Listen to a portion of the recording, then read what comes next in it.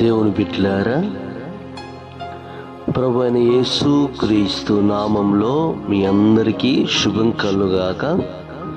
ఈరోజు యేసు క్రీస్తు ప్రభు మనకిస్తున్న వాగ్దానాన్ని మనము ధ్యానము చేసుకుందాం. సామెతలు గ్రంథము 12వ అధ్యాయము 21వ వచన భాగము. నీతిమంతునికి ఏ ఆపదయు సంభవింపదు.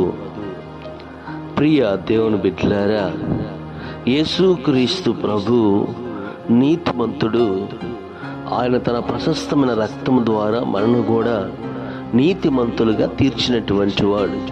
ప్రియ దేవుని బిడ్డలారా, నీతిమంతులుగా తీర్చబడినటువంటి మన జీవితంలో ప్రభు మనను విడిచిపెట్టకుండా ఏ కష్టం వచ్చినా, ఏ శ్రమ వచ్చినా, ఏ ఇబ్బంది కలిగినా కూడా వాటి నుంచి ప్రభు మన అద్భుతకరమైన రీతిగా విడిపిస్తాడు. మనకి ఆపద వచ్చినట్లే ఉంటుంది, కానీ ఆపద సంభవించదు. దేవుడు అన్ని విషయాల్లో మనం విడిపించి మనకి సహాయం చేసేవాడుగా ఉంటాడు. ప్రార్థన చేసుకుందాం, కళ్ళు మూసుకుందాం. కృప చెమ్మగల దేవా, నీ పాదాలకు స్తుతి చెల్లిస్తూ ఉన్నాం. నీతిమంతులుగా తీర్చినటువంటి మా జీవితంలో ప్రభా, ప్రతి గడ్డు సమస్యల నుంచి మాకు విడుదలిచ్చి అందరికీ నెమ్మది సమాధానం కలుగు చేయమని యేసు నామములో అడిగి వేడుకుంటున్నాం తండ్రి. ఆమేన్, ఆమేన్.